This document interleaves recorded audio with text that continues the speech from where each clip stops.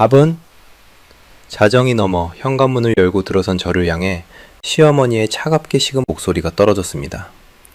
TV를 보시느라 아직 깨 있으시더군요. 어머니, 제가 늦어서 죄송해요. 혹시 저녁이... 식탁에 있으니까 알아서 먹어. 며느리 밥상까지 차려줘야 되니? 부엌 식탁위를 보는 순간 숨이 턱 막혔어요. 커다란 뚝배기에는 살점 하나 없는 감자탕 뼈다귀만 앙상하게 남아있었고 밥통은 텅 비어 있었습니다. 접시마다 국물만 고여 있었죠. 시어머니는 팔짱을 끼고 서서 저를 내려다봤습니다. 어머니, 그런데 이건... 뭐? 밥 없냐고? 돈 벌어온다고 집에서까지 대접받으려고 그래? 제 입술이 떨렸습니다. 대형 소송 준비로 밤늦게까지 일하고 돌아온 며느리에게 뼈다귀만 남긴 식탁은 설거지하라고 남겨둔 것과 다름없었죠. 며느리 시중까지 들어야 하냐? 친정더고 좋은 집에서 산다고 시어머니를 하인 취급해? 남편은 거실 소파에 앉아 핸드폰만 보고 있었어요. 제 편은 아무도 없었습니다.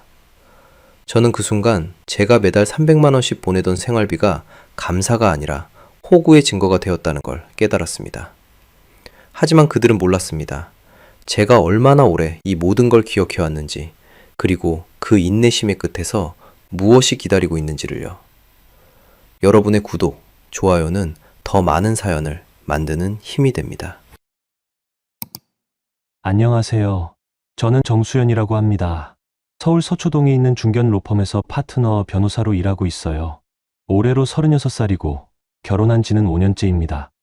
지금부터 들려드릴 이야기는 제가 지난 1년 동안 겪은 일들이에요. 아직도 생생하게 기억나는 제 인생에서 가장 뼈아팠던 시간이었습니다. 2024년 겨울이었어요. 저는 당시 수백억 대의 기업 소송을 앞두고 있었고 매일 밤늦게까지 사무실에 남아 서류를 검토하고 있었습니다. 그날도 자정이 다 되어서야 판교 아파트로 돌아왔죠. 현관문을 열고 들어서는 순간 느껴진 건 차가운 공기였어요. 거실 불은 꺼져 있었고 안방에서는 시어머니와 남편의 목소리가 들렸습니다. 저는 조용히 신발을 벗고 부엌으로 향했어요. 배가 고팠거든요. 점심도 제대로 못 먹고 커피만 마신 채 하루를 버텼는데 집에 오면 따뜻한 밥이라도 있을 거라 기대했습니다. 하지만 식탁 위에 놓인 건 충격적이었어요. 커다란 접시에는 감자탕 뼈다귀만 앙상하게 남아 있었고 작은 그릇엔 김치 국물만 고여 있었습니다. 밥통은 텅 비어 있었죠. 어머니, 혹시 밥이? 제가 조심스럽게 물었을 때 안방 문이 벌컥 열렸습니다. 시어머니 장미란 씨가 나오셨어요. 64세의 연세지만 목소리만큼은 또렷했습니다. 왜? 밥 없어? 네, 그게 제가 너무 늦게 들어와서 그런가 봐요. 늦게 들어온 건 내 사정이지. 내가 며느리 시중까지 들어야 하냐? 돈 벌어온다고 집에서까지 대접받으려고? 그 말에 저는 아무 대꾸도 못했습니다. 남편 재훈 씨가 방에서 나왔지만 그저 저를 힐끗 보더니 다시 안방으로 들어가 버렸어요. 저는 그 순간 무너지는 기분이었습니다. 제가 매달 시댁으로 보내는 생활비가 300만 원이었거든요. 공과금, 식비, 용돈까지 전부 포함해서요. 그런데 그 돈을 받는 사람들이 저를 대하는 태도는 이런 식이었습니다. 저는 냉장고를 열어 남은 반찬으로 간단히 끼니를 때웠어요. 목구멍으로 넘어가지 않았지만 배는 채워야 했으니까요. 그리고 서재로 들어가 노트북을 펼쳤습니다. 일을 해야 했어요. 감정에 휘둘릴 시간이 없었죠. 다음 날 아침 출근 준비를 하던 저에게 시어머니가 말씀하셨습니다. 수연아, 이번 주 토요일에 친척 모임 있으니까 알아서 준비해. 네, 어머니. 그리고 용돈 좀 더 줘야겠어. 이번 달은 경조사가 많아서 돈이 모자라. 알겠습니다. 저는 대답만 하고 집을 나섰어요. 차 안에서 한참을 앉아 있었습니다. 핸들을 잡은 손이 떨렸어요. 화가 난 건지, 슬픈 건지, 아니면 그냥 허무한 건지 알 수 없었습니다. 사실 제가 이 집을 샀을 때 이야기를 해야 할 것 같아요. 5년 전 재훈 씨와 결혼할 때 저는 이미 로펌에서 시니어 어소시에이트로 일하고 있었습니다. 연봉도 꽤 괜찮았고 모아둔 돈도 있었죠. 판교 아파트를 전액 현금으로 매수했어요. 6억 5천만 원이었습니다. 하지만 재훈 씨에게는 그 사실을 말하지 않았어요. 대신 친정에서 전세금 일부를 보태줬다고 했죠. 재훈 씨의 자존심을 생각한 거였습니다. 재훈 씨는 중소제약회사 과장이었어요. 월급은 380만 원 정도였고 성실하고 착한 사람이었습니다. 하지만 제 수입이 그보다 훨씬 많다는 걸 알면 상처받을 것 같았어요. 그래서 저는 제 연봉도 대폭 축소해서 말했습니다. 실제로는 1억 3천만 원 정도 받고 있었지만 4천만 원 정도 된다고 했죠. 그게 선의의 거짓말이었습니다. 문제는 그 거짓말이 시댁 식구들에게까지 전해졌다는 거예요. 장미란 어머니는 우리 며느리가 친정 덕 좀 봤다 하며 친척들에게 말하고 다니셨고, 신우이 하영 씨는 SNS에 새언니는 좋겠다, 친정 부자라는 식으로 올리기도 했습니다. 저는 그 말들을 바로잡지 못했어요. 바로잡으면 재훈 씨의 체면이 깎일 것 같았거든요. 하지만 그 배려는 독이 되어 돌아왔습니다. 시댁 식구들은 점점 저를 친정돈 받아먹은 며느리 정도로 여기기 시작했어요. 그러면서도 매달 생활비는 당연하게 요구했고 명절 때마다 용돈도 챙겨달라고 했습니다. 저는 다 들어줬어요. 가족이니까요. 그날 저녁 로펌 사무실에서 선배 윤도식 변호사님이 제게 물으셨습니다. 수연 변호사, 요즘 얼굴이 안 좋은데 괜찮아요? 네, 선배님. 그냥 좀 피곤해서 그래요. 무리하지 말고 힘들면 언제든 말해요. 당신은 우리 팀에서 가장 중요한 사람이니까. 선배님의 말에 눈시울이 뜨거워졌어요. 회사에서는 인정받고 존중받는데 집에서는 하대당하는 게 너무 아이러니했습니다. 저는 고개를 숙이고 서류를 정리했어요. 눈물이 떨어질 것 같았거든요. 그날 밤 집에 돌아왔을 때도 마찬가지였습니다. 탁엔 아무것도 없었고 시어머니는 안방에서 TV를 보고 계셨어요. 재훈 씨는 소파에 누워 핸드폰을 하고 있었죠. 여보, 저 왔어요. 응. 그게 전부였습니다. 저는 다시 냉장고를 열고 라면을 끓여 먹었어요. 그러다 문득 생각했습니다. 내가 왜 이렇게 살고 있지? 하고요. 하지만 그 질문에 답할 용기는 아직 없었습니다. 주말이 되었고 친척 모임이 있는 날이었어요. 저는 백화점에서 과일 선물 세트를 사서 들고 갔습니다. 시댁 친척들은 대부분 연세가 많으셨고 저를 반갑게 맞아주셨어요. 하지만 그 속내는 달랐습니다. 식사 자리에서 한 고모님이 물으셨어요. 수연 씨, 요즘도 친정에서 많이 도와주시나 봐요? 판교 아파트면 비쌀 텐데. 장미란 어머니가 웃으며 대답하셨습니다. 그럼요. 친정에서 전세금 많이 보태줬죠. 우리 아들 혼자 벌어서는 어림도 없었어요. 재훈 씨는 옆에서 멋쩍게 웃기만 했습니다. 바로잡지 않았어요. 저는 그 자리에서 아무 말도 못했습니다. 말하면 분위기만 이상해질 것 같았거든요. 하영 씨가 끼어들었습니다. 새언니, 좋으시겠어요. 저는 언제쯤 그런 집에 살 수 있을까요? 아가씨도 곧 좋은 일 생기실 거예요. 에이, 새언니처럼 친정발 좋은 일은 저한텐 없을걸요? 그 말에 주변 사람들이 웃었습니다. 저도 억지로 웃어야 했어요. 하지만 속은 쓰라렸습니다. 제가 밤낮 없이 일해서 번 돈으로 산 집인데 친정 덕이라니요. 식사가 끝나고 화장실에 갔다 오는 길에 제 가방이 열려 있는 걸 발견했습니다. 분명 지퍼를 잠갔는데 말이죠. 이상하다고 생각했지만 별일 아니겠거니 하고 넘어갔어요. 그게 실수였습니다. 그날 밤 집으로 돌아오는 차 안에서 재훈 씨가 말했습니다. 수연아, 오늘 친척분들 앞에서 괜히 불편하게 만들지 마. 제가 뭘 했는데요? 표정이 안 좋았어. 친정 이야기 나올 때. 그게 사실이 아니잖아요. 뭐가? 제 친정에서 돈 보탠 게 아니라 제가 번 돈으로 집을 샀다고요. 재훈 씨는 한참 침묵하더니 말했습니다. 그래도 내 명의로 들어간 거잖아. 그리고 가족끼리 그런 거 따지는 거 아니야. 저는 더 이상 말하지 않았습니다. 말해봤자 소용없다는 걸 알았거든요. 하지만 그날 제 마음속에 작은 금이 갔습니다. 참는 게 미덕이 아니라 방조라는 걸 희미하게나마 느끼기 시작한 거예요. 며칠이 지나고 저는 회사에서 중요한 프레젠테이션을 준비하고 있었습니다. 대형 제약회사와의 특허 분쟁 건이었는데 승소하면 로펌 전체에 큰 이익이 되는 케이스였어요. 저는 밤낮 없이 자료를 검토하고 법리를 정리했습니다. 그러던 어느 날 저녁 재훈 씨에게서 전화가 왔어요. 수연아, 지금 어디야? 회사에 있어요. 왜요? 빨리 나와. 시댁 친척 모임이 있대. 여보, 지금 중요한 발표 준비 중이에요. 다음 주에 재판인데. 그게 중요해. 가족이 중요해. 어머니가 화내신다고. 전화가 끊겼습니다. 저는 한숨을 쉬며 서류를 정리했어요. 가야 했습니다. 안 가면 또 며칠 동안 집안 분위기가 험악해질 테니까요. 식당에 도착했을 때 이미 친척들이 모여 계셨어요. 장미란 어머니가 저를 보시더니 인상을 찌푸리셨습니다. 이제 오냐? 다들 기다렸잖아. 죄송해요, 어머니.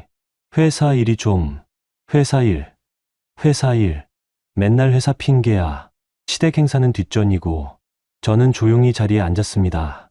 재훈 씨는 옆에 앉아 아무 말도 하지 않았어요. 하영 씨가 제 옆자리에 앉으며 말했습니다. 새언니, 요즘 되게 바쁘신가 봐요? 응, 아가씨, 좀 바빠. 역시 변호사는 힘들긴 하나 봐요. 저는 그냥 편하게 살래요. 새언니처럼 친정백 좋으면 굳이 그렇게 일 안 해도 되잖아요? 그 말에 주변 친척들이 웃었습니다. 저는 웃지 못했어요. 웃을 수가 없었습니다. 식사가 시작되고 장미란 어머니가 말씀하셨어요. 우리 며느리가 좀 늦게 왔지만 뭐 친정 덕에 좋은 집에서 사니까 바쁜 척이라도 해야죠. 안 그래요? 또다시 웃음이 터졌습니다. 저는 그 웃음 속에서 혼자 고립된 기분이었어요. 재훈 씨를 보았지만 그는 그저 고개를 숙이고 밥만 먹고 있었습니다. 한 친척 아저씨가 물으셨어요. 그래도 며느리가 변호사면 좋잖아요. 무슨 일 있으면 도움도 받고. 장미란 어머니가 대답하셨습니다. 그게 무슨 도움이에요. 겉만 번지르르 하지 집에서는 밥도 제대로 안 챙겨 먹고 돈 벌어온다고 대접받으려고만 해요. 그 말에 저는 젓가락을 놓을 뻔했습니다. 가슴이 철렁 내려앉았어요. 제가 매달 300만 원씩 보내는 사람이 저를 이렇게 평가하다니요. 하영 씨가 속삭이듯 말했습니다. 새언니, 괜찮으세요? 얼굴이 안 좋아 보여요. 응, 괜찮아. 그래도 새언니는 좋으시겠어요. 친정에서 도와주니까. 저는 다 스스로 해결해야 하는데. 저는 대답하지 않았습니다. 대답할 기력이 없었거든요. 식사가 끝나고 차로 돌아오는 길, 재훈 씨가 말했습니다.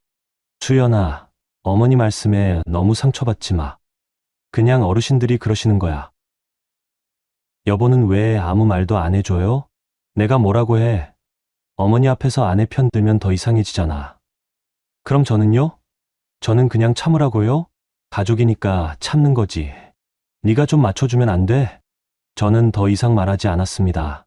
차창 밖을 보며 눈물을 참았어요. 그런데 그때 이상한 기분이 들었습니다. 뭔가 잘못되고 있다는 느낌이요. 제가 참는 게 미덕이 아니라 그들의 횡포를 키우는 거라는 생각이 스쳤습니다. 집에 도착해 가방을 열었을 때 또다시 지퍼가 열려 있었어요. 이번에는 확실히 이상했습니다. 제 지갑을 확인했는데 카드들이 순서가 바뀌어 있었어요. 저는 카드를 항상 같은 순서로 넣어두거든요. 직업병 같은 거죠. 혹시나 싶어 인터넷 뱅킹 앱을 열어 카드 사용 내역을 확인했습니다. 그런데 이상한 결제가 하나 보였어요. 강남의 한 명품 매장에서 120만 원이 결제되어 있었습니다. 저는 그곳에 간 적이 없었어요. 가슴이 철렁했습니다. 하지만 확신할 수 없었죠. 그냥 제가 깜빡한 걸 수도 있으니까요. 매장에 전화를 걸어 확인했습니다. 고객님, 해당 카드로 오후 3시경 핸드백을 구매하셨습니다. 혹시 구매하신 분의 특징을 알 수 있을까요? 20대 후반으로 보이는 여성분이셨고요. 키가 작으시고 그 순간 머릿속에 하영 씨 얼굴이 떠올랐습니다. 하지만 확신할 수 없었어요. 증거가 없었으니까요. 다음 날 회사에서 대학 동기 오선아에게 전화를 걸었습니다. 선아는 금융범죄 수사관 출신으로 지금은 민간 조사실장으로 일하고 있었어요. 선아야, 나 좀 도와줄 수 있어? 수연아, 무슨 일이야? 목소리가 안 좋은데. 카드 사용 내역 좀 추적해 줄 수 있어? 이상한 결제가 있어서. 당연하지. 자료 보내줘. 내가 확인해 볼게. 저는 최근 3개월간의 카드 사용 내역을 선아에게 보냈습니다. 그리고 회사 일에 집중하려고 애썼어요. 하지만 마음 한구석이 계속 불편했습니다. 그날 저녁 집에 돌아왔을 때 시어머니가 거실에 앉아 계셨어요. 수연아, 이번 달 생활비 좀 더 줘야겠어. 네. 그런데 지난달에도 추가로 드렸잖아요. 그게 언제 얘긴데. 돈이 어디 한두 군데 드는 줄 아냐? 네가 벌어오는 거 생각하면 이 정도는 해줘야지. 제가 벌어오는 거라니요. 저는 4천만 원 번다고 했는데 시어머니는 마치 제가 훨씬 더 많이 버는 것처럼 말씀하셨습니다. 어머니, 그런데 저도 여유가 많지 않아서. 여유가 없긴 판교 아파트에서 사는 주제에 친정 덕 좀 봤으면 시댁에도 좀 챙겨줘야지. 그 순간 참았던 말이 목까지 올라왔습니다. 하지만 꾹 삼켰어요. 아직은 아니었습니다. 알겠습니다. 내일 보내드릴게요. 그래. 그리고 하영이 카드값도 좀 대신 내줘. 애가 요즘 취업 준비한답시고 돈이 많이 드나 봐. 아가씨 카드값이요? 그래. 얼마 안 돼. 한 50만 원? 저는 아무 대답도 하지 않고 방으로 들어갔습니다. 그리고 침대에 누워 천장을 바라봤어요. 제 인생이 이렇게 흘러가도 되는 건지 문득 의문이 들었습니다. 며칠 뒤 선아에게서 전화가 왔어요. 수연아, 자료 분석 끝났어. 그런데 좀 이상한 게 있어. 뭐가? 네가 가지 않은 곳에서 결제된 내역이 여러 건 있어. 특히 명품 매장이랑 화장품 가게. 가슴이 쿵 내려앉았습니다. 얼마나? 지난 3개월만 봐도 약 600만 원 정도. 그리고 패턴을 보니까 같은 요일, 비슷한 시간대에 집중되어 있어. 누가 내 카드를 복제해서 쓰는 것 같은데? 그럴 리가. 수연아, 이거 심각한 거야. 신고해야 해. 저는 전화를 끊고 한참을 멍하니 앉아 있었습니다. 누가 제 카드를 복제했다는 건가요? 그리고 그게 누구일까요? 머릿속에서 하영 씨의 얼굴이 계속 떠올랐습니다. 하지만 확신할 수 없었어요. 그날 밤, 저는 하영 씨의 SNS를 들어가 봤습니다. 그리고 충격을 받았어요. 최근 올라온 게시물들에는 명품 가방, 화장품, 액세서리 사진들이 가득했습니다. 협찬 감사해요. 브랜드에서 선물 받았어요. 같은 문구들과 함께요. 저는 결제 날짜와 게시물 날짜를 대조해봤습니다. 정확히 일치했어요. 제 카드로 결제된 날, 하영 씨는 그 물건들을 SNS에 올렸습니다. 손이 떨렸습니다. 분노보다는 배신감이 먼저 밀려왔어요. 가족이라고 믿었던 사람이 저를 이렇게 이용하다니요. 하지만 아직 확실한 증거는 없었습니다. 저는 변호사였어요. 증거 없이 사람을 의심해서는 안 된다는 걸 누구보다 잘 알았습니다. 그래서 참았습니다. 조금 더 지켜보기로 했어요. 하지만 제 마음속에서는 무언가가 완전히 부서지고 있었습니다. 참는 것의 한계가 보이기 시작했어요. 2025년 초봄이었습니다. 저는 수백억 원대 기업 소송을 코앞에 두고 있었어요. 핵심 서면을 검토하고 증인 신문 준비를 하느라 사무실에서 밤을 새우는 날이 많았습니다. 윤도식 선배님도 이 건에 함께 참여하고 계셨는데 어느 날 회의가 끝난 뒤 제게 말씀하셨어요. 수연 변호사, 요즘 컨디션이 좀 안 좋아 보여요. 무리하지 말고 쉬엄쉬엄 해요. 괜찮습니다, 선배님. 이건 꼭 이기고 싶어서요. 이기는 것도 중요하지만 당신 건강이 더 중요해요. 이번 재판 끝나면 꼭 휴가 좀 다녀와요. 선배님의 따뜻한 말에 코끝이 찡했습니다. 회사에서는 이렇게 배려받는데 집에서는 왜 이렇게 외로운지 모르겠었어요. 그날 오후 핵심 증거 서류를 검토하던 중에 재훈 씨에게서 전화가 왔습니다. 수연아, 지금 당장 나와. 여보, 지금 재판 준비 중이라 정말 어려워. 다음 주가 재판인데 그런 거 나 몰라. 어머니가 친척 모임 있으니까 당장 오래. 안 오면 큰일 난다고. 여보, 정말 지금은. 그때 전화기 너머로 시어머니 목소리가 들렸습니다. 재훈 씨가 스피커폰을 켠 모양이었어요. 수연이, 지금 당장 안 나오면 이번 달 생활비 2배로 내놔. 친정돈 받아먹고 변호사 노름이나 하면서 시댁 행사는 무시하냐? 변호사 노름이라니요. 제가 밤낮 없이 일해서 쌓아온 커리어를 그렇게 폄하하시다니요. 어머니, 지금 중요한 재판이 뭐가 중요해? 가족이 중요하지. 안 나오면 생활비 500만 원 내놔. 전화가 끊겼습니다. 저는 핸드폰을 책상에 내려놓고 한참을 멍하니 앉아 있었어요. 옆 책상에 앉아있던 후배 변호사가 조심스럽게 물었습니다. 선배님, 괜찮으세요? 응, 괜찮아. 하지만 괜찮지 않았습니다. 전혀요. 저는 그날 회의실에 혼자 남아 생각에 잠겼습니다. 제가 매달 시댁으로 보내는 돈이 300만 원이었어요. 거기다 명절마다 용돈, 경조사비, 각종 지원금까지 합치면 연간 5천만 원이 넘었습니다. 그 돈을 받는 사람들이 저를 협박하고 있었어요. 제가 번 돈으로요. 그 순간 깨달았습니다. 제가 벌어다 준 돈이 저를 올가매는 족쇄가 되었다는 거요. 그리고 더 끔찍한 건 그들이 그 돈을 당연하게 여긴다는 거였습니다. 저는 노트북을 열어 은행 계좌를 확인했어요. 시댁으로 나가는 자동이체 내역들을 하나하나 체크했습니다. 생활비, 공과금, 인터넷 요금, 렌탈료, 심지어 하영 씨 핸드폰 요금까지 모두 제 계좌에서 빠져나가고 있었어요. 그리고 선아가 보내준 카드 사용 내역도 다시 봤습니다. 지난 6개월간 제가 가지 않은 곳에서 결제된 금액이 2,400만 원이었어요.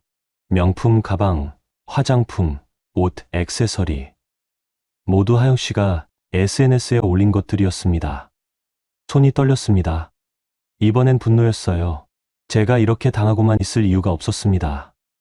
그날 밤 늦게 집에 돌아왔을 때 시어머니가 거실에서 기다리고 계셨습니다. 왜 이제 와? 친척 모임 다 끝났어. 죄송합니다, 어머니.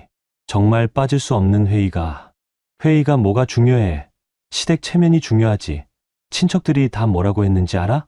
재훈 씨도 소파에서 벌떡 일어나 말했습니다. 수연아, 이게 몇 번째야? 어머니 말씀 무시하는 거? 무시하는 게 아니에요. 정말 중요한 일이 있었다고요. 중요한 일? 내 일이 가족보다 중요해? 그 순간 참았던 말이 터져 나왔습니다. 그럼 가족이에요? 저한테 가족처럼 대해준 적 있어요? 재훈 씨의 얼굴이 굳었습니다. 시어머니가 소리쳤어요. 뭐라고? 지금 네가 누구한테 대들어?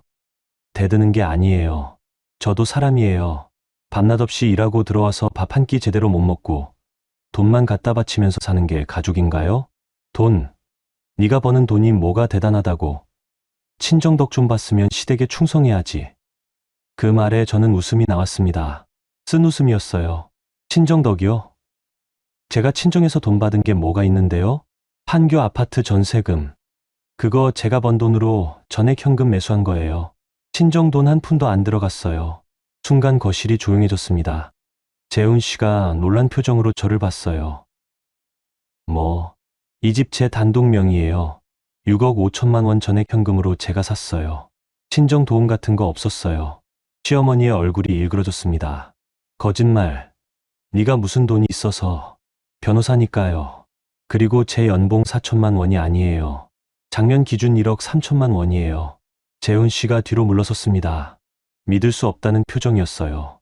수연아, 그럼 지금까지 왜? 여보 자존심 상할까 봐요. 제가 배려한 거였어요. 그런데 그 배려가 저를 갉아먹는 칼이 될 줄은 몰랐네요. 시어머니가 소리쳤습니다. 그럼 뭐 어쩌라고? 지금 와서 잘난 척하려고? 잘난 척이 아니에요. 사실을 말한 거예요. 그리고 어머니, 이제 생활비 못 드려요. 뭐라고? 매달 300만 원씩, 1년이면 3,600만 원이에요. 거기다 명절, 경조사, 각종 지원금 합치면 5천만 원이 넘어요. 그런데 저한테 돌아오는 건 모욕과 무시뿐이었어요. 이제 그만할게요.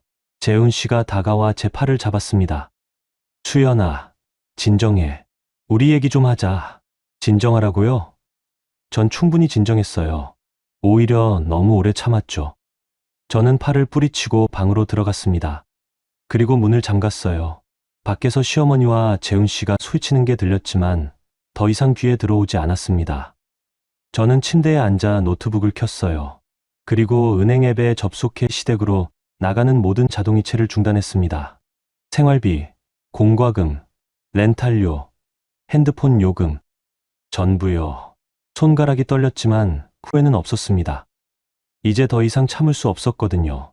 그날 밤 저는 처음으로 편하게 잠들었습니다. 오랜만에 악몽도 꾸지 않았어요. 다음 날 아침 집안은 냉랭했습니다. 시어머니는 안방에서 나오지 않으셨고 재훈 씨는 출근 준비를 하면서도 저와 눈을 마주치지 않았어요. 저도 아무 말 없이 준비를 마치고 집을 나섰습니다. 회사로 가는 차 안에서 선아에게 전화를 걸었어요. 선아야, 나 결심했어. 무슨 결심? 법적으로 대응하려고. 카드 복제건도 그렇고 모든 걸 정리할 거야. 수연아, 진심이야? 가족 상대로? 가족이 아니었어. 기생충이었어. 선아는 한참 침묵하다가 말했습니다. 알았어. 내가 도와줄게. 필요한 증거 전부 정리해줄게. 고마워. 선아야. 회사에 도착해 윤도식 선배님께 상황을 말씀드렸습니다. 선배님은 심각한 표정으로 듣고 계시다가 말씀하셨어요. 수연 변호사, 제 경험상 이런 케이스는 감정보다 증거가 우선입니다. 확실한 물증을 확보하고 법적 절차를 밟는 게 좋아요. 네, 선배님. 그렇게 하려고요. 그리고 개인적으로 조언하자면 이혼도 고려해봐요. 배우자가 당신 편이 되지 못하는 결혼은 의미가 없어요. 선배님의 말에 가슴이 철렁했지만 부정할 수 없었습니다. 재훈 씨는 단 한 번도 제 편이 되어준 적이 없었으니까요. 그날 저녁 집에 돌아가지 않고 호텔을 잡았습니다. 생각을 정리할 시간이 필요했어요. 노트북을 열어 지난 5년간의 계좌 이체 내역을 전부 출력했습니다. 시댁으로 나간 돈이 총 2억 3천만 원이었어요. 생활비, 용돈, 경조사비, 각종 지원금 모두 합치면 그 정도였습니다. 그리고 카드 사용 내역도 정리했어요. 제가 가지 않은 곳에서 결제된 금액만 따로 추렸는데 6개월간 2,400만 원이었습니다. 하영 씨가 SNS에 올린 물건들과 정확히 일치했어요. 증거는 충분했습니다. 이제 행동할 차례였죠. 다음 날 토요일 아침 시어머니에게서 전화가 왔습니다. 수연아, 생활비가 안 들어왔어. 뭐 하는 거야? 어머니, 말씀드렸잖아요. 이제 못 드린다고요. 뭐? 네가 지금 장난해? 장난 아니에요. 진심이에요. 당장 집으로 와. 우리 얘기 좀 하자. 전화가 끊겼습니다. 저는 한숨을 쉬고 호텔 침대에 앉았어요. 곧 폭풍이 몰아칠 게 분명했습니다. 오후가 되자 재훈 씨에게서 연락이 왔습니다. 수연아, 어디야? 집에 와. 어머니가 화내신다. 안 갈 거예요. 뭐? 수연아, 장난 아냐. 어머니가 정말 화나셨어. 하영이도 와 있고. 그래요? 아가씨한테 물어봐요. 제 카드로 몇 천만 원어치 명품 산 거 어떻게 할 건지. 무슨 소리야? 여보도 모르셨죠? 아가씨가 제 카드 복제해서 6개월 동안 2,400만 원어치 물건 샀어요. 증거 다 있어요. 재훈 씨가 당황하는 게 느껴졌습니다. 그럴 리가. CCTV, 결제 내역, SNS 게시물 날짜. 다 맞아떨어져요. 법적으로 대응할 거예요. 수연아, 제발 집에 와서 얘기하자. 우리 가족인데, 가족이라면 이렇게 안 했겠죠. 저는 전화를 끊었습니다. 그리고 선아에게 연락했어요. 선아야, 증거 자료 정리 다 됐어? 응, 다 됐어. 카드 복제 정황, 결제 장소 CCTV 영상 요청서, 신우이 SNS 게시물 캡처 전부. 이거면 형사고소 가능해. 고마워. 일단 보류할게. 먼저 민사로 갈 거야. 알았어. 필요하면 언제든 연락해. 일요일 오전, 시어머니와 하영 씨가 제가 머무는 호텔로 찾아왔습니다. 로비에서 만났는데 시어머니 얼굴이 불그락불락했어요. 수연이, 이게 무슨 짓이야?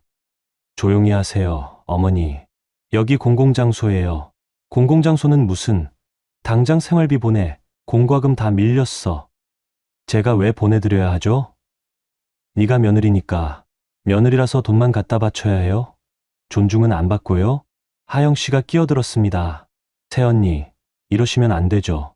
우리 가족인데. 저는 하영 씨를 똑바로 봤습니다. 아가씨, 제 카드로 명품 산 거 어떻게 할 건가요? 하영 씨 얼굴이 하얗게 질렸어요. 그게 무슨. 협찬 받았다고 SNS에 올린 명품들 다 제 카드로 사신 거죠. 증거 다 있어요. 시어머니가 소리쳤습니다. 그게 뭐가 대수야. 가족끼리 카드 좀 쓰면 어때? 카드 복제는 범죄예요, 어머니. 형법상 절도죄에 해당해요. 뭐? 지금 내 시누이를 도둑 취급해. 사실이니까요. 하영 씨가 울음을 터뜨렸습니다. 새언니, 제가 잘못했어요. 그런데 이렇게까지 하실 거예요?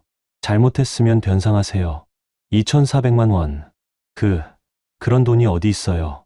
그런 법적으로 처리할 수밖에 없네요. 시어머니가 제 팔을 붙잡았습니다. 수연아, 제발. 우리 하영이 인생 망가뜨리지 마. 가족이잖아. 가족이면 이렇게 안 했겠죠, 어머니. 저는 팔을 뿌리치고 자리를 떴습니다. 뒤에서 시어머니가 소리치는 게 들렸지만 돌아보지 않았어요. 그날 저녁 재훈 씨에게서 수십 통의 전화가 왔습니다. 받지 않았어요. 대신 문자를 보냈습니다. 이혼 소송 준비 중입니다. 변호사 통해서 연락 주세요. 답장은 오지 않았습니다. 월요일 회사에 출근해 이혼 소송 준비를 시작했어요. 윤도식 선배님이 직접 맡아주겠다고 하셨습니다. 수연 변호사, 이거는 제가 맡을게요. 당신은 의뢰인 입장에서 편하게 있어요. 감사합니다, 선배님. 그리고 집은요? 아직 안 들어갔어요. 당분간 호텔에 있으려고요. 현명한 판단이에요. 증거인멸 우려도 있으니까. 그날 오후 재훈 씨가 로펌으로 찾아왔습니다. 리셉션에서 연락이 왔어요. 수연 변호사님, 방문객이 계십니다. 보내지 마세요. 변호사 통해 연락하라고 전해주세요. 하지만 재훈 씨는 로비에서 큰 소리로 떠들기 시작했습니다. 수연아, 나와. 우리 얘기 좀 하자고. 보안요원이 제지했지만 재훈 씨는 계속 소리를 질렀어요. 결국 제가 내려가야 했습니다. 여보, 여기서 이러지 마세요. 그럼 어쩌라고. 전화도 안 받고 집에도 안 들어오고 변호사 통해 연락하라고 했잖아요. 변호사, 수연아, 우리 이혼까지 갈 일이야? 그냥 얘기로 풀 수 있잖아. 얘기로 풀 수 있었으면 진작 풀었겠죠. 수연아, 여보, 전 더 이상 못 참겠어요. 5년 동안 충분히 참았어요. 이제 그만할래요. 저는 돌아서서 엘리베이터로 향했습니다. 재훈 씨가 뒤따라왔지만 보안요원이 막았어요. 사무실로 돌아온 저는 책상에 앉아 한참을 멍하니 있었습니다. 가슴이 아팠지만 후회는 없었어요. 이게 맞는 길이었으니까요. 그날 밤 재훈 씨 가족에게서 공과금 독촉 문자가 오기 시작했습니다. 전기, 가스, 인터넷, 렌탈료 모두 제 카드로 자동 결제되던 것들이었는데 제가 중단해버렸으니까요. 시어머니에게서 전화가 왔습니다. 수연아, 공과금 끊겼어. 당장 해결해. 제 카드로 결제하시면 안 돼요. 재훈 씨 명의로 바꾸세요. 재훈이 월급으로 어떻게 다 감당해. 그건 제 문제가 아니에요. 이 나쁜 년, 네가 이럴 거야? 저는 전화를 끊었습니다. 그리고 차단했어요. 며칠 뒤 하영 씨 SNS를 보니 업데이트가 뚝 끊겨 있었습니다. 아마 더 이상 명품을 살 돈이 없어진 모양이었어요. 광고주들도 연락이 끊긴 모양이었죠. 저는 그제야 조금 숨통이 트이는 기분이었습니다. 제가 흘린 땀의 대가가 더 이상 그들의 사치에 쓰이지 않는다는 사실이 후련했어요. 하지만 이건 시작에 불과했습니다. 진짜 싸움은 이제부터였으니까요. 2025년 봄, 저는 로펌 조사실에서 선아와 함께 증거를 정리하고 있었습니다.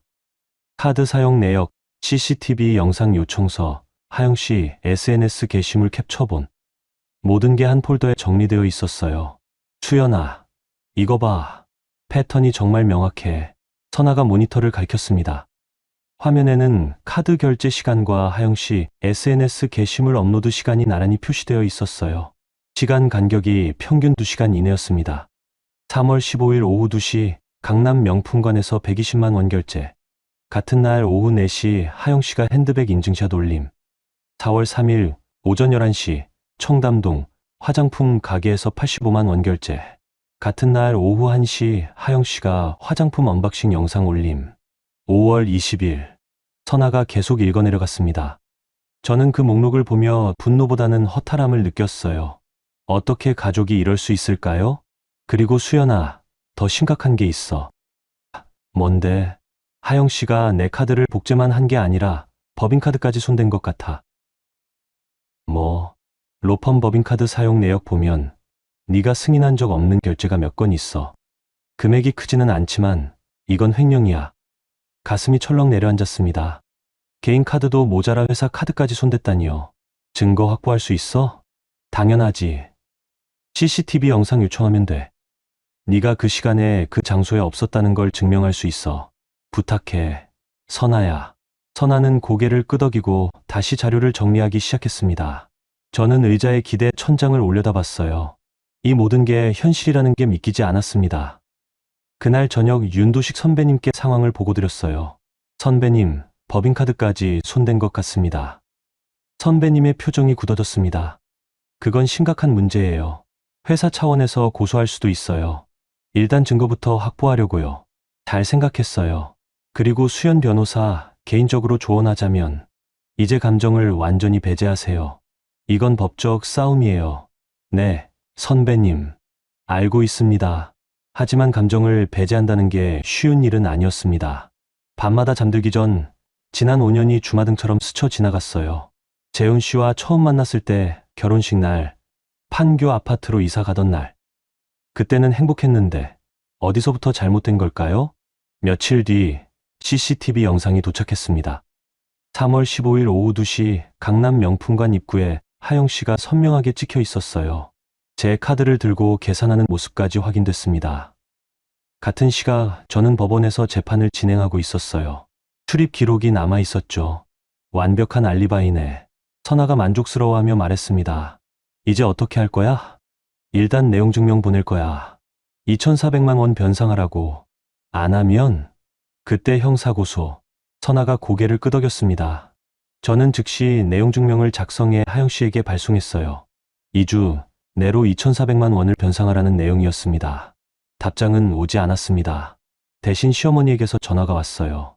수연아, 하영이한테 무슨 짓이야? 법적 절차예요, 어머니. 법적 절차는 무슨, 가족끼리 그럴 거야? 카드 절도는 범죄예요. 가족이라고 봐주는 게 없어요. 이 나쁜 년. 네가 정말 끝까지 이럴 거야? 네, 끝까지 할 거예요. 전화를 끊었습니다. 손이 떨렸지만 물러설 수 없었어요. 그날 밤 재훈 씨에게서 문자가 왔습니다. 수연아, 제발 하영이는 봐줘. 애가 아직 어려. 28살이면 어른이에요. 범죄의 책임을 져야 해요. 그래도 가족인데, 가족이라면 이렇게 안 했겠죠. 더 이상 답장은 오지 않았습니다. 며칠 뒤 하영 씨 SNS를 확인했더니 게시물이 전부 비공개 처리되어 있었어요. 팔로워들이 댓글로 왜 게시물이 안 보이냐? 협찬 끊긴 거냐? 같은 질문을 달고 있었습니다.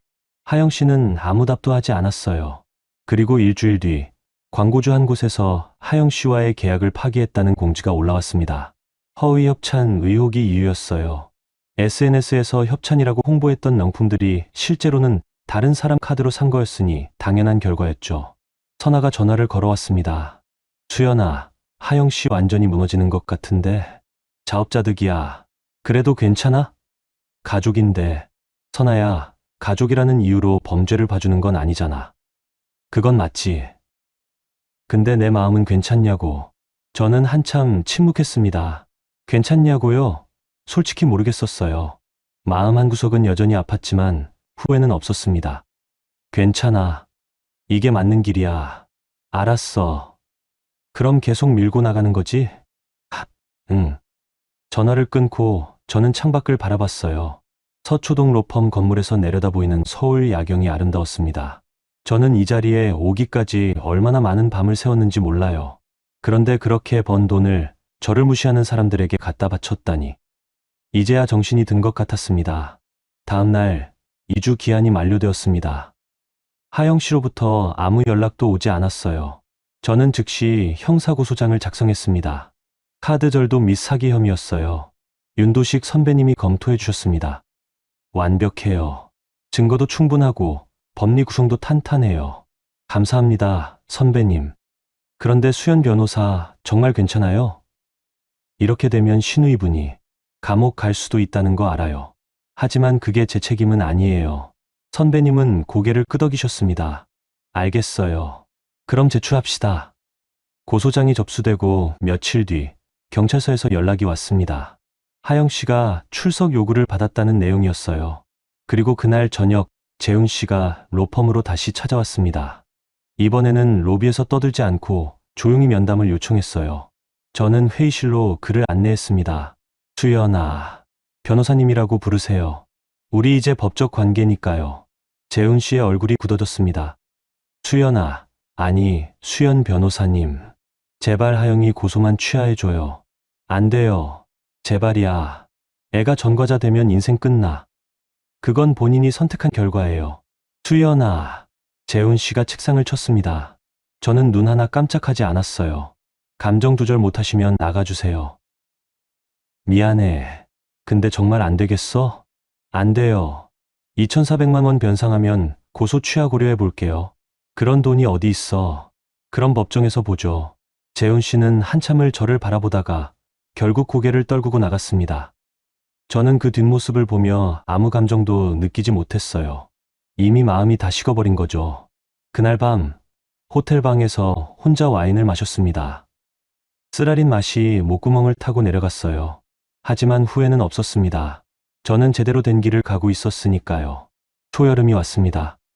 저는 여전히 호텔에서 지내고 있었고 재훈 씨와는 변호사를 통해서만 연락하고 있었어요. 이혼 소송은 본격적으로 진행 중이었고 하영 씨 형사 사건도 수사가 시작되었습니다. 그러던 어느 날 밤 로펌 보안팀에서 긴급 연락이 왔어요.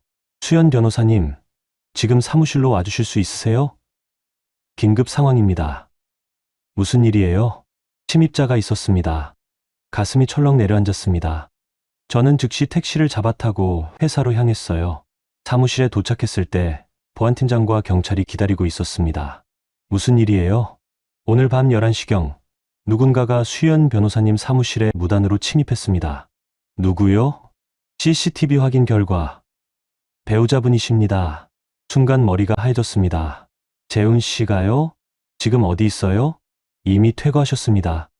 하지만 CCTV와 출입 기록이 모두 남아 있습니다. 보안팀장이 모니터를 돌려 보여줬어요. 화면에는 재훈 씨가 제 책상 서랍을 뒤지고 문서 보관실까지 들어가는 모습이 선명하게 찍혀 있었습니다. 뭘 찾은 것 같나요? 정확히는 알 수 없지만 서류 몇 장을 휴대폰으로 촬영한 것 같습니다. 분노가 치밀어 올랐습니다. 고객 정보가 담긴 서류일 수도 있었어요.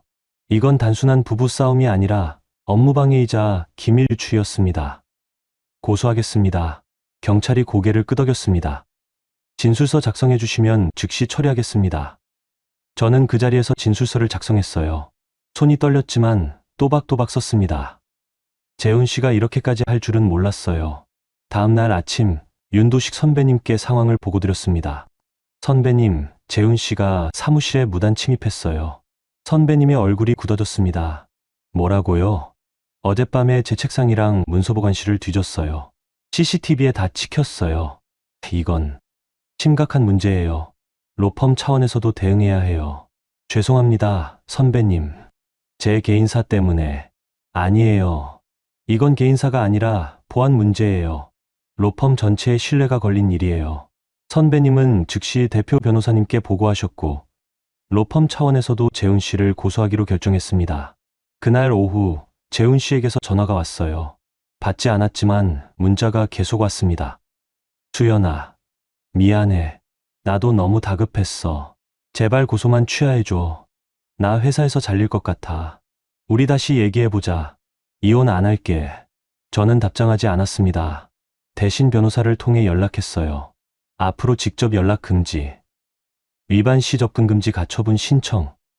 며칠 뒤 재훈 씨가 경찰 조사를 받았다는 소식이 들렸습니다. 그리고 그의 회사에서도 상황을 알게 되었어요. 중소제약회사였지만 규정이 엄격했습니다.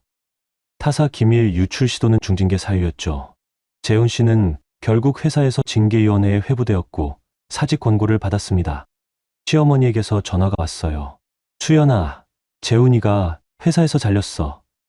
이게 다 내 때문이야. 제 때문이 아니에요. 재훈 씨가 범죄를 저질렀으니까요. 범죄? 남편이 아내 회사에 간 게 무슨 범죄야. 무단 침입이고 기밀 유출 시도예요. 형법상 명백한 범죄예요. 이 나쁜 년, 네가 정말. 저는 전화를 끊었습니다. 그리고 다시 차단했어요. 그날 밤 선아에게서 전화가 왔습니다. 수연아, 괜찮아? 응, 괜찮아. 진짜. 모르겠어. 선아야, 괜찮아야 하는데 마음 한구석이 계속 아파. 당연하지. 사랑했던 사람인데 사랑했을까? 지금 생각하면 잘 모르겠어. 선아는 한참 침묵하다가 말했습니다. 수연아, 네가 지금 하는 게 맞아. 흔들리지 마. 고마워. 선아야. 전화를 끊고 저는 창밖을 바라봤어요. 서울 야경이 여전히 아름다웠습니다. 하지만 그 아름다움이 전처럼 느껴지지 않았어요. 며칠 뒤 재훈 씨 형사 사건 조사 결과가 나왔습니다. 기소 의견이었어요. 로펌 기밀 문서를 무단으로 촬영한 정황이 명확했으니까요. 윤도식 선배님이 말씀하셨습니다. 수연 변호사, 이제 이혼 소송에 집중하세요. 형사건은 검찰이 알아서 할 거예요. 네, 선배님. 그리고 개인적으로 힘내요. 당신은 잘하고 있어요. 선배님의 말에 눈시울이 뜨거워졌습니다. 회사에서는 이렇게 인정받는데 가족에게는 왜 이렇게 무시당했을까요? 그날 저녁 판교 아파트를 방문했습니다. 제 소유니까 언제든 들어갈 수 있었죠. 재훈 씨는 없었고 시어머니만 계셨어요. 뭐하러 왔어? 제 짐 좀 챙기러 왔어요. 여기 내 집 아니야. 우리 집이야. 등기부등본 확인해 보세요. 제 단독 명의예요. 시어머니의 얼굴이 붉어졌습니다. 그럼 뭐 어쩌라고? 쫓아내려고? 법원 판결 나오면 퇴거하셔야 해요. 이 나쁜 년. 저는 더 이상 듣지 않고 안방으로 들어갔습니다. 옷과 서류들을 챙겨 가방에 넣었어요. 5년 동안 살았던 집인데 이제는 낯설게만 느껴졌습니다. 짐을 챙겨 나오는데 시어머니가 막아섰어요. 수연아, 제발 우리 좀 살려줘. 재훈이 회사에서 잘렸어. 하영이는 전과자 될 판이고 우리 다 죽으라는 거야? 그건 제 책임이 아니에요. 책임이 아니긴. 네가 고소해서 이렇게 된 거잖아. 제가 고소한 게 아니라 그쪽이 범죄를 저질렀어요. 범죄. 가족끼리 그런 말 쓰는 거 아니야. 가족이었으면 이렇게 안 했겠죠. 저는 시어머니를 지나쳐 현관으로 향했습니다. 뒤에서 시어머니가 울부짖는 소리가 들렸지만 돌아보지 않았어요. 차에 타서 한참을 그대로 앉아 있었습니다. 눈물이 흘러내렸어요. 슬퍼서라기보다는 허망해서였습니다. 5년이 이렇게 끝나다니. 하지만 후회는 없었습니다. 이제 더 이상 물러설 수 없었으니까요. 2025년 여름 가정법원 조정실이었습니다. 이혼 조정 첫날이었어요. 저는 윤도식 선배님과 함께 앉아 있었고 맞은편에는 재훈 씨와 그의 변호사 그리고 시어머니가 앉아 계셨습니다.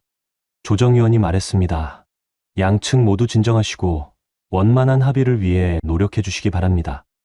시어머니가 즉시 끼어들었습니다. 원만한 합의요? 저 며느리가 우리 가족을 파탄냈는데요.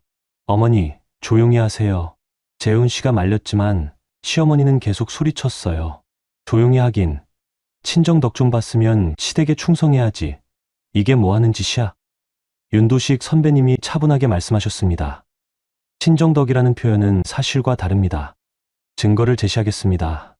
선배님은 판교 아파트 등기부등본을 꺼내셨어요. 이 아파트는 정수연 변호사 단독 명의입니다.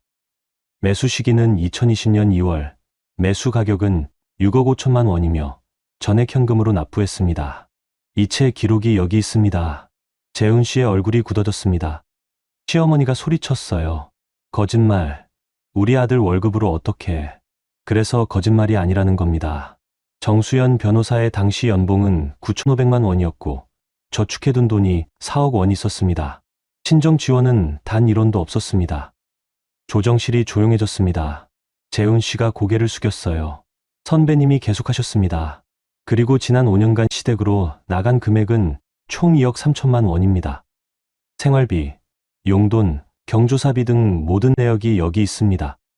더불어 신우이 김하영 씨의 카드절도 건 6개월간 2,400만 원 상당의 명품을 무단으로 구매한 증거도 있습니다. CCTV, SNS 게시물, 결제 내역 모두 확보되어 있습니다. 시어머니가 벌떡 일어섰습니다. 그건 가족끼리, 가족이라고 범죄가 정당화되지 않습니다. 선배님의 단호한 목소리에 시어머니가 주저앉았어요.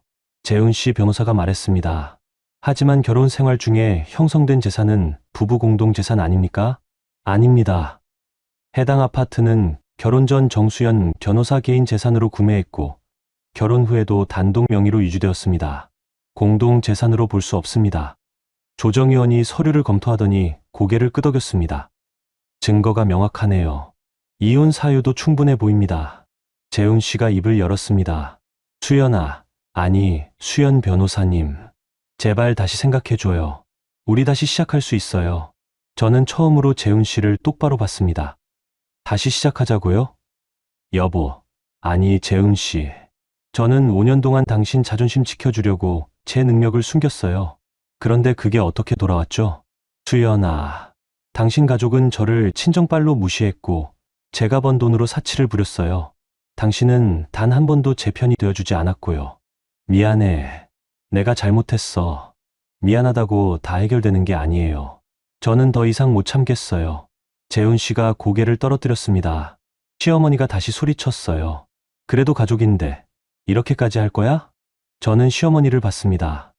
어머니, 가족이라는 건 서로 존중하고 배려할 때 의미가 있는 거예요. 한쪽만 참고 희생하는 건 가족이 아니에요. 그럼 우린 어떡하라고? 재훈이 회사에서 잘렸어. 하영이는 전과자 될 판이고, 그건 스스로 만든 결과예요. 시어머니가 울음을 터뜨렸습니다. 하지만 저는 흔들리지 않았어요. 이미 마음의 결정을 내렸으니까요. 조정위원이 말했습니다. 양측의 입장 차이가 크니 조정은 어려울 것 같습니다. 본안 재판으로 넘어가는 게 좋겠습니다. 동의합니다. 윤도식 선배님이 고개를 끄덕이셨습니다. 조정은 결렬되었고 본안 재판 날짜가 잡혔습니다. 한 달 뒤였어요. 조정실을 나서는데 재훈 씨가 뒤따라왔습니다. 수연아, 잠깐만. 뭐예요? 정말 이렇게 끝내야 해?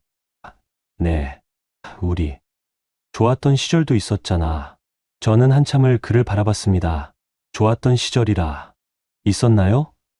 지금 생각해보면 잘 기억이 안 났어요. 재훈 씨, 저는 당신을 사랑했어요. 하지만 당신은 저를 존중하지 않았어요. 그게 전부예요. 수연아, 그리고 제발 이제 그만 연락하세요. 법정에서 봐요. 저는 돌아서서 걸어갔습니다. 뒤에서 재훈 씨가 뭐라고 부르는 소리가 들렸지만 돌아보지 않았어요. 한 달 뒤, 본안 재판 날이었습니다. 법정은 긴장감으로 가득했어요. 저는 증인석에 앉아 선서를 했습니다.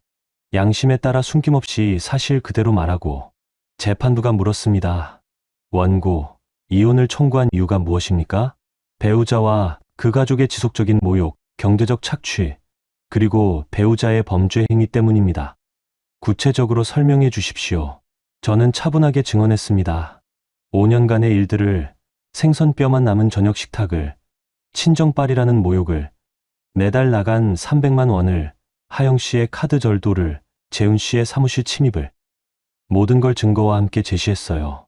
재판부가 고개를 끄덕였습니다. 피고 측, 반론하십시오.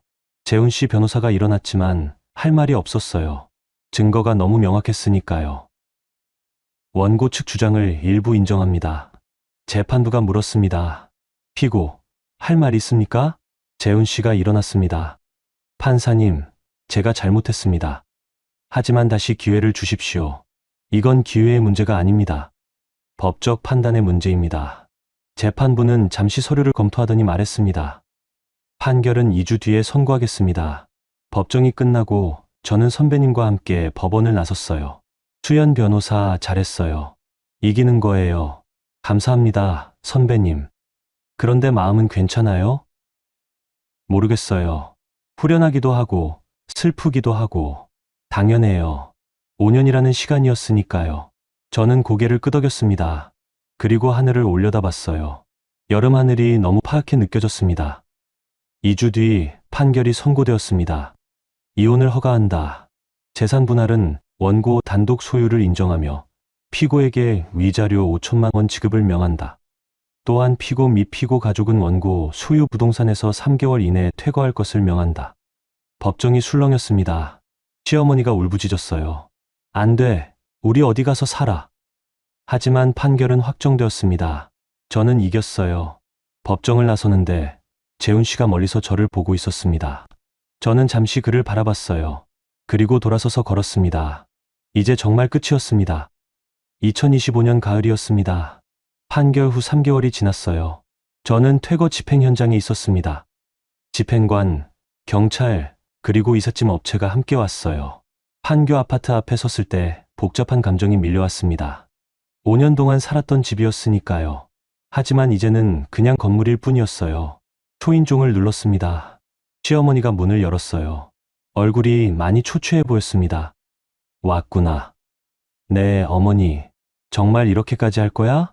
법원 판결이에요. 시어머니는 더 이상 말하지 않고 안으로 들어갔습니다. 집행관이 따라 들어갔어요. 거실에는 재훈 씨와 하영 씨가 앉아 있었습니다.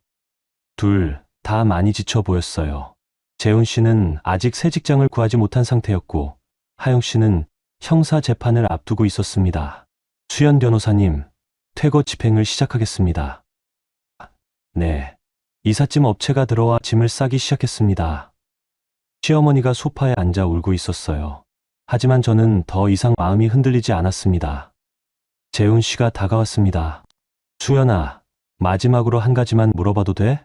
뭐예요? 나를 사랑한 적이 있었어? 저는 한참을 침묵했습니다. 사랑했을까요? 있었어요. 하지만 그건 제가 만든 환상이었던 것 같아요. 그렇구나. 재훈 씨, 새 직장 빨리 구하세요. 그리고 앞으로는 다른 사람한테 의지하지 말고 스스로 살아가세요. 재훈 씨는 대답하지 않았습니다. 퇴거 집행은 2시간 만에 끝났어요. 재훈 씨 가족은 시어머니 친구 집으로 임시로 들어간다고 했습니다. 나중에 들은 얘기로는 결국 작은 원룸을 얻어 셋이서 살게 되었다고 해요. 저는 빈 아파트를 둘러봤습니다. 5년의 흔적이 모두 사라진 공간이었어요. 이상하게도 후련했습니다. 몇 달 뒤 저는 로펌 공동대표로 승진했습니다. 그동안의 성과를 인정받은 거였어요. 윤도식 선배님이 축하해 주셨습니다. 수연 변호사, 축하해요. 당신은 자격이 충분해요. 감사합니다, 선배님. 선배님 덕분이에요. 아니에요. 당신 실력이에요. 승진과 함께 저는 강남에 새 집을 샀어요. 펜트하우스였습니다. 이번엔 누구한테도 숨기지 않았어요. 제가 번 돈으로 제 이름으로 당당하게 샀습니다. 입주하는 날 선아가 집들이 선물을 들고 왔어요. 수연아, 축하해. 진짜 멋진 집이다. 고마워. 선아야, 네가 없었으면 못 이겨냈을 거야. 무슨 소리. 네가 강해서 이긴 거지. 우리는 함께 와인을 마시며 이야기를 나눴어요. 지난 1년이 주마등처럼 스쳐 지나갔습니다. 수연아, 후회 안 해? 후회, 전혀, 진짜. 응. 오히려 왜 진작 안 했나 싶어. 선아가 웃었습니다. 그럼 됐다. 앞으로 행복하게 살아. 응, 그럴게. 창밖으로 서울 야경이 보였습니다. 예전처럼 아름다웠어요. 하지만 이제는 그 아름다움을 온전히 느낄 수 있었습니다. 더 이상 누구한테도 짓눌려 있지 않았으니까요. 며칠 뒤 우연히 하영 씨 소식을 들었습니다. 카드절도 건으로 집행유예를 선고받았다고 해요. SNS 계정은 완전히 폐쇄되었고 광고주들도 모두 떠났다고 했습니다. 자업자득이었죠. 재훈 씨는 결국 작은 회사에 취직했다고 들었어요. 월급은 예전의 절반 수준이라고 했습니다. 시어머니와 하영 씨, 세 식구가 좁은 원룸에서 생활하고 있다는 얘기도 들었어요. 서로 티격태격하며 불행하게 산다고 했습니다. 저는 그 소식을 듣고도 별다른 감정이 들지 않았어요. 동정도, 쾌감도 아니었습니다. 그냥 담담했어요. 어느 날 저녁 펜트하우스 부엌에서 저녁을 준비했습니다. 제가 좋아하는 파스타를 만들었어요. 예전에는 언제 먹어봤나 싶었습니다. 항상 시댁 식구들 입맛에 맞춰야 했으니까요. 식탁에 앉아 혼자 저녁을 먹었습니다. 조용했지만 외롭지 않았어요. 오히려 평화로웠습니다. 문득 5년 전이 떠올랐어요. 재훈 씨와 처음 만났을 때, 결혼을 결심했을 때. 그때는 행복할 줄 알았는데 착각이었습니다. 진짜 행복은 다른 사람이 아니라 나 자신에게서 나오는 거였어요. 저는 이제 제 빛을 숨기지 않습니다. 제가 번 돈을, 제가 쌓은 커리어를, 제 능력을 당당하게 드러내요. 그리고 그것에 대해 죄책감을 느끼지 않습니다. 창밖으로 강남 야경이 반짝이고 있었습니다. 저는 와인잔을 들어 올렸어요. 건배. 나 자신에게. 혼자서 건배하는 게 쓸쓸해 보일 수도 있겠지만 전혀 그렇지 않았습니다. 오히려 자유로웠어요. 다음 날 아침 로펌 공동대표 첫 회의가 있었습니다. 대표 변호사님이 말씀하셨어요. 수연 변호사, 앞으로 중요한 케이스는 당신이 주도해 주세요. 네, 대표님. 최선을 다하겠습니다. 회의가 끝나고 윤도식 선배님이 말씀하셨습니다. 수연 변호사, 정말 멋져요. 이제 완전히 다시 태어난 것 같아요. 감사합니다, 선배님. 선배님 덕분에 여기까지 왔어요. 아니에요. 당신 혼자 힘으로 해낸 거예요. 저는 고개를 끄덕였습니다. 맞아요. 제가 해낸 거였습니다. 그날 저녁 집으로 돌아오는 길에 판교 아파트 앞을 지나갔어요. 예전 집이었죠. 지금은 다른 가족이 살고 있었습니다. 창문에 불이 켜져 있었어요.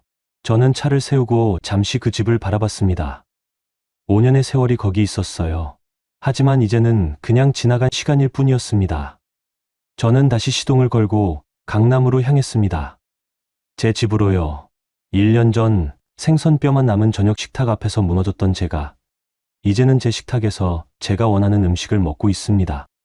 1년 전 매달 300만 원씩 갖다 다치며 모욕당했던 제가 이제는 그 돈을 제 미래에 투자하고 있습니다.